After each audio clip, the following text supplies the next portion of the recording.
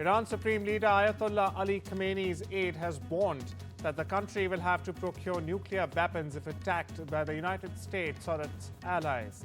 Now, this comes following US President Donald Trump's threat to bomb the country. The development comes after Iran's Supreme Leader Khamenei vowed to hit back if President Trump carried out bombing in Tehran if the country doesn't negotiate over its nuclear program. Now, Khamenei's advisor Ali Larijani said, and I quote here, "We're not moving towards nuclear weapons, but if you do something wrong in the Iranian nuclear issue, you will force Iran, in fact, to move towards that because it has the right to defend itself." Now, the comment comes after Tehran launched a formal complaint with the UN over what it calls US President Donald Trump's reckless and belligerent threats, which Tehran described as violations of international law. Listen in. آمریکایی‌ها در منطقه حداقل در اطراف ایران 10 پایگاه دارن. 50,000 نفر نیرو هم دارن. یعنی در یک اتاقک شیشه‌ای نشستن. کسی که تو اتاقک شیشه‌ای هست سمت کسی سنگپرانی نمی‌کنه. External Affairs Minister S. Jaishankar met with Netherlands Foreign Minister Caspar Welkamp in New Delhi on Monday, where they discussed expanding bilateral cooperation in sectors such as trade, investments and innovation. The two also explored new opportunities in semiconductors, green hydrogen, education and talent flows as well. MEA Jaishankar expressed optimism about the growing ties between India and the Netherlands, which have been fostering strong collaboration in various fields. On the other hand, Welkamp, on his first official visit to India, in fact, emphasized the importance of strengthening the two nations' cooperation in light of today's global geopolitical challenges. Bangladesh's interim government advisor Mohammad Yunus has tried to jab at New Delhi by issuing a veiled threat that India's northeastern states, while appealing to China to extend in the region. Mr. Yunus, who was on a 4-day visit to Beijing last week, asked Beijing to make an extension, saying that the 7 sister states in India are landlocked by Bangladesh to its west. The tongue-in-cheek remark, which defense analysts have called distasteful, surfaced on social media upon Mohammad Yunus's return back to Dhaka. Now, in the video, very interestingly, he's seen urging the Chinese government to extend business in the region by establishing a base in Bangladesh and indirectly stifling India's northeastern states, since they, in Yunus's own words, are landlocked. Now, this as Dhaka tries hard to arrange a standalone meeting between Prime Minister Narendra Modi and Bangladesh interim government's chief advisor Mohammad Yunus in Bangkok this week. Meanwhile, Pakistan's PM Shehbaz Sharif has also jumped into the ring, reiterating his invitation to Yunus to visit Islamabad. Listen into what Yunus said. The high-rise building in Bangkok has collapsed, leaving multiple trapped under the rubble. Officials who have exclusively spoken to NDTV state that they have located at least 5 to 6 bodies as of now, but no vital signs have been detected today. Rescue teams are working through the clock to retrieve these bodies as they race against time in the ongoing operations. Meanwhile, in neighboring Myanmar, the death toll has exceeded 2,700. But of course, due to military junta's control on information in the country, the true scale of devastation still remains unknown. But we are tracking this closely. In fact, my colleague Vishal Vivek has been on ground ever since Friday evening, getting us the latest update vigorously since the past 4 days. Vishal, what's the latest on the ground? The crucial 72-hour window has passed. What are you picking up? So the latest is that the death toll will be updated in any moment. 5 to 6 bodies have probably been spotted at the top of the rubble. I would request my camera person Rohit Vishwakarma to top at the top of the rubble. That is where the authorities have been at it for the last 1 hour or so. They have told the media that they have located at least 5 to 6 bodies near that area. They have yet to pull out any bodies, but they have said that there are 5 to 6 bodies somewhere near the top of the rubble. Yesterday they had told me that there might be someone alive in the same area, but sadly that's not the case anymore. They have not picked up any vital signs since last evening actually. It's been almost 24 hours since they picked up any vital signs. So that paints a really grim picture and a sad picture, but that is what the reality is at the moment. And also the fact that ever since they have stopped picking up these vital signs, they have speeded up this process of removing the debris. So the size of the overall debris, which looked like a 4 to 5 story building itself, has now been reduced to almost like a 3-story building. So the size of the rubble has reduced, or the overall size, but the search for victims or the bodies continues, because it was such a huge building. It was a 33-story building that even to retrieve bodies is quite difficult, because it has huge beams, it has huge floors that caved in, it's like a pancake, as we've been reporting. So it's quite difficult to pull out even dead bodies. And people have been walking in conjunction Yes. from across the world, from US to Israel. So yeah, so that is what the latest is, and we'll have some new updates in the next hour or so, when the official death count might be updated.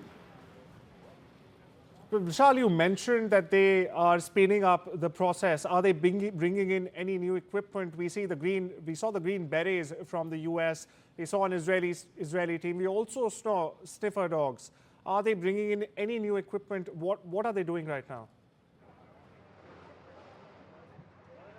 So that's exactly right. So what they've done is, you see these big, at least 10-story long cranes. I would request Rohit, my camera person, to point to the big cranes right there. They've brought in at least 3 to 4 of these huge cranes today.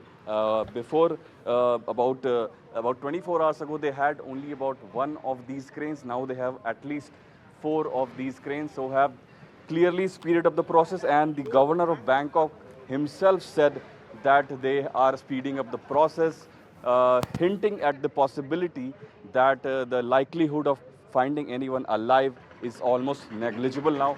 And we had been reporting for the last 2 days, because the Bangkok police had spoken to us exclusively, and said that the possibility of finding anyone alive was almost just 1%, and that was 48 hours ago. So it's been like that ever since. No one pulled out alive, only bodies being extracted. And even that itself is a huge task right now. Vishal, coming to the investigation front now, we know that 4 Chinese nationals were detained by Bangkok authorities on Sunday. What's the update on the investigation front?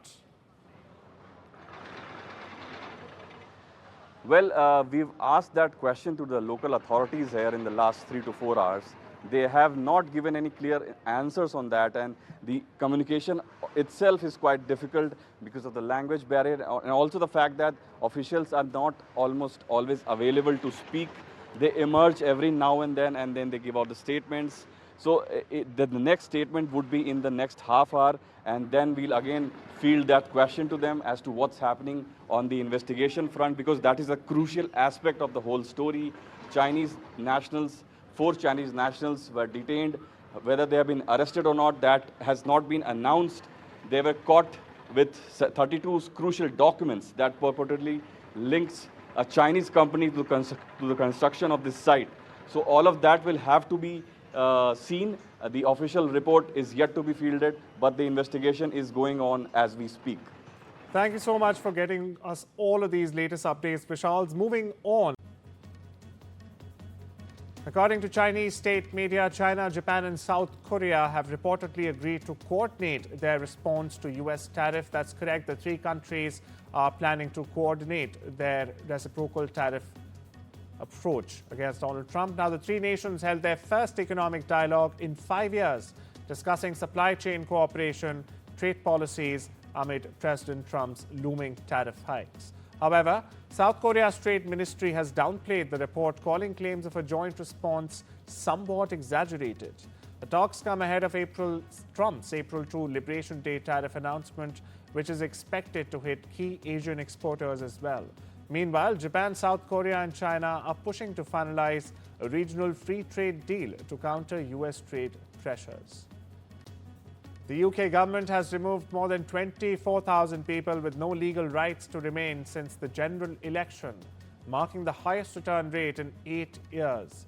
Prime Minister Keir Starmer has announced the figures at the Organised Immigration Crime Summit. where over 40 countries pledged to tackle human smuggling. The crackdown includes a 21% rise in enforced returns and the fourth largest deportation flights in UK's history. The Starmer government is also pushing for tougher laws, including seizing migrants' phones to track smugglers and tightening right-to-work checks to curb illegal employment as well. US President Donald Trump has named Richard Grenell and David Friedman as top contenders for the role of the US ambassador to the United Nations. Now, Grenell, the former envoy to Germany, in fact, and Friedman, who served as the ambassador to Israel during Trump's first term, are among nearly 30 people interested in the coveted position. Trump withdrew Representative Elise Stefanik's nomination last week, fearing her exit from Congress could weaken the Republican majority. The UN role previously held by Nikki Haley is seen as a high-profile diplomatic position. Trump is expected to announce his final pick soon. The U.S. Food and Drug Administration's top vaccine official, Peter Marks, will be resigning on Saturday. This is the most high-profile exit as the regulator after the Trump administration has undertaken an overhaul of federal health agencies as well.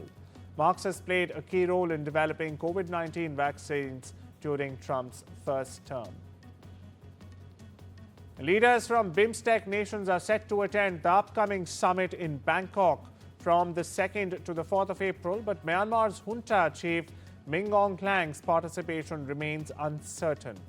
Thailand's foreign ministry cited last week's earthquake in Myanmar as a possible reason. However, he could still attend virtually. Meanwhile, Prime Minister Modi will also be attending the BIMSTEC summit on the 4th of April, where leaders will focus on strengthening maritime cooperation. The regional bloc, which also includes India, Bangladesh, Nepal, Sri Lanka, Bhutan, Myanmar and Thailand, will discuss trade, security and regional cooperation in Bangkok. President Donald Trump has assured that a deal to sell TikTok's US operations will be reached before the April 5th deadline. The short video platform, used by 170 million Americans, almost one-third of the American population, faces a potential US ban over national security concerns unless it is sold to a non-Chinese buyer or an entity. Private equity firms, including Blackstone, are exploring investment options. Meanwhile, Trump, who sees the sale as a way to protect American data, says there's tremendous interest in acquiring TikTok's US business. Sticking with Trump, the Trump administration's economic agenda and the uncertainty surrounding it have resulted in the worst quarterly performances for the S&P 500 and the Nasdaq Composite since 2022. Now, the two benchmarks have suffered heavily in March, recording their biggest monthly percentage drop since December 22. The S&P 500 slumped 4.6%, while the Nasdaq Composite plummeted 10.5% in double digits as President Donald Trump rolled out a swathe of new tariffs, which raised fears of a global all-out trade war that would hurt economic growth and even spur inflation. AI giant OpenAI is set to raise up to $40 billion in a new funding round led by SoftBank, pushing its valuation to around $300 billion. The investment aims to expand AI research, boost computational power, and even enhance ChatGPT tools used by 500 million people weekly. SoftBank will initially invest $10 billion, with Microsoft and other investors expected to also contribute at later stages. The deal hinges on OpenAI's transitioning to a for-profit model by year-end, signaling major growth in the AI sector. UK PM Keir Starmer met with the creators of Adolescence on Monday to discuss protecting young people from technology. At a Downing Street roundtable, he spoke with co-writer Jack Thorne and producer Joe Johnson, in fact, about the series, which follows a 13-year-old boy arrested for murdering a young girl after spending time being bullied on social media. Adolescence stars Stephen Graham, Ashley Walters and Owen Cooper is now streaming on Netflix. Listen in, meanwhile, to what PM Starmer had to say. Again, as I say, my boy is 16, my girl is 14, so I'm seeing this very much through both sets of eyes, and that's why I think it hits hard so well. But it has lit a touch paper, I think. We need to have this discussion. I think we probably needed to have this discussion for some time. This isn't something new which parents and children are discovering for the first time. It's very real and raw because it is shining a torch on something which we all know has been there and growing for some time. Rami Malek premiered his new movie The Amateur in London Monday and says the project in fact gave him the opportunity to cross an item of his Hollywood wish list. Now, Malek plays a CIA decoder whose wife is murdered in a terror attack. With no field or combat training, he makes the decision to go after the people who killed his wife. Tom Hardy, Pierce Brosnan and Helen Mirren graced the red carpet at the New York premiere of Guy Ritchie's latest crime thriller offering, Mobland. Now, Hardy, who worked with Ritchie before in 2008 crime romp Rock and Roller, shared what thoughts on his return to working with the iconic director. American tennis rising star Alex Michelson cruised past Lerner Tien 6-4, 6-2 in the first round of the US Men's Clay Court Championship. Now, the 20-year-old American dominated with a strong serve, securing a 7-1 edge in aces. Meanwhile, other American players Alexander Kevokic and Jensen Brooksby also advanced, while Brandon Holt fell in a tight contest. Aston Martin is here to stay in Formula One, according to team owner Lawrence Stroll. The British carmaker recently sold its stake in F1 team, but Stroll insists its presence in the sport is secure for decades to come together.